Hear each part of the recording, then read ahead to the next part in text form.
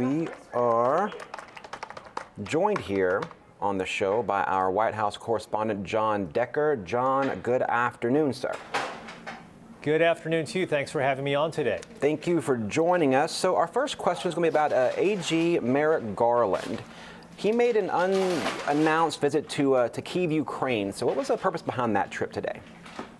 This was an unannounced trip that comes a week after another unannounced trip by the U.S. Treasury Secretary, Janet Yellen. And of course, you recall that in the past 2 weeks, there was that big unannounced trip of President Biden to Kyiv, Ukraine. What the purpose of this was to have Merrick Garland meet with his counterpart in Ukraine to discuss what it will take to bring war crimes charges against Russia associated with the war in Ukraine.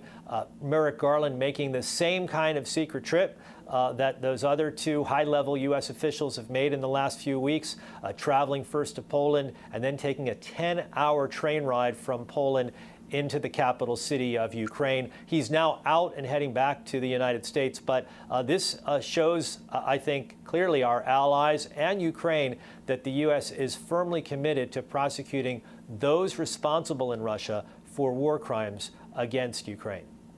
So what's the significance of not announcing these visits ahead of time? Well, safety reasons, obviously, and that's the reason why Janet Yellen's trip wasn't announced ahead of time. It's the reason, obviously, why President Biden's trip was not announced ahead of time. We're talking about a war zone in which the U.S. has no U.S. troop presence on the ground, and the U.S. does not control the airspace in Ukraine. For all of those reasons, you want to take these trips in the manner that we've seen these trips being taken, not only by U.S. high-level officials, but also our European counterparts. We've seen so many European heads of state make a similar trip to Ukraine over the course of this past year. Well, speaking of, President Biden today hosted German Chancellor Olaf Scholz. So was that related to the war in Ukraine? It was. You know, Germany has been a very strong ally, not only of the U.S., but also of Ukraine during the course of this war. Initially, it was thought that they wouldn't be as helpful as they've been. In fact, they've just conveyed over to the Ukraine military some of those desired Leopard tanks, which will be used against the Russian military. So the two leaders, Biden and Scholz, talked about what is necessary in terms of equipment over the course of the next few months to help out Ukraine militarily. And also, in addition to that, Jeremy, what is necessary to provide more economic pressure on Russia over the course of the next few months. Those were among the top topics of conversation during that meeting earlier today. And speaking of President Biden, there's no re-election announcement yet made from him as of thus far, but it's being reported that he's announcing a so-called National Advisory Board. Will speak for him during the campaign. So what is the details on that? Well, first of all, I think this gives every indication that it's just a matter of when Joe Biden announces he's running for another 4-year term, not if. This National Advisory Board would essentially speak on behalf of the president, travel on behalf of the president around the world, around the country, I should say, and talk about the value of having another 4 years of a Biden administration. The people that are on this National Advisory Board are very well-known names, including the governor of California, Gavin Newsom, Senator Elizabeth Warren from the progressive side of the Democratic Party. These are former and perhaps future leaders of the Democratic Party that are going all out for Joe Biden, making it clear he will not have any challenge if he runs and when he declares he's a candidate for president for 2024. And speaking of 2024, of course, Nikki Haley, she spoke today at CPAC. How is the rhetoric shaping up on the GOP side of the election? Well, Nikki Haley is the only challenger so far to Donald Trump for the Republican presidential nomination. You may wonder, well, was she critical of that challenger, Donald Trump, in the course of her speech? She did not mention his name one time, Jeremy. Now, she talked about the need for new leadership in the Republican Party.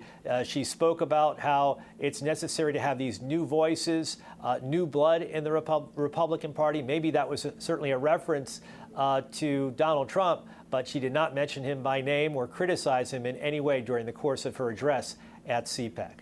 And of course, speaking of former President Donald Trump, we learned, I believe yesterday, that the DOJ has not immunized him from lawsuits regarding the January 6th insurrection. So what's the significance of that decision?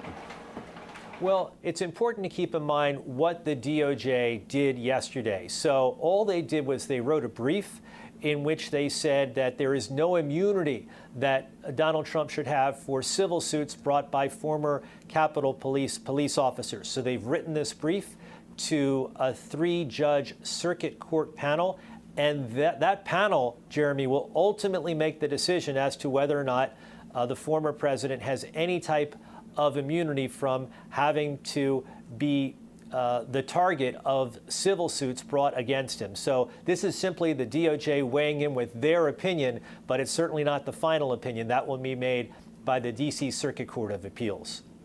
And also in Congress, of course, the House Ethics Committee has announced an investigation into New York's George Santos, the embattled congressman there. So what's the scope and the focus of that investigation? The main focus has to do with not just the lies that he made in terms of securing his congressional seat, lies about his educational background, his work background. It actually involves very serious crimes beyond just those simple lies, including campaign finance violations. Who was funding his campaign? A lot of questions have come about wondering that very question, and that is what the House Ethics Committee will largely focus on. What could be the ultimate outcome here? They could recommend, as a body, expulsion of George Santos from the U.S. Congress. That seems to me the ultimate punishment that they could recommend. I don't know if that will happen. After all, this particular committee is evenly divided between Republicans and Democrats, but we'll just have to wait and see. This investigation by the House Ethics Committee just getting underway. And of course, speaking of the same committee, opening investigation into Congresswoman Alexandria Ocasio-Cortez. So what are they looking into on her behalf or on her side of things? Yeah, not as serious charges, but it's whether she reimbursed vendors for her participation in a gala that took place at the Metropolitan Museum of Art. It's known as the Met Gala. She was given a dress to wear. And in addition to that, her hair and makeup was done. Well, that can't be done for free, and you need to reimburse the vendor if you were indeed supplied a dress. So that is what the House Ethics Committee is looking into. She has already indeed reimbursed those vendors that we're talking about. But the question is, did she do so only after an inquiry from the House Ethics Committee? That is what they are looking into. All right, John, as always, thank you so much for your time and your expertise. We'll talk to you again in the future. Great, thank you. Thank you so much. Again, our White House correspondent Jon Decker discussing all the fast-moving events in Washington, D.C. right now. We're going to have more, of course, from him and our reporters as things continue to play out on Capitol Hill and in the White House and beyond.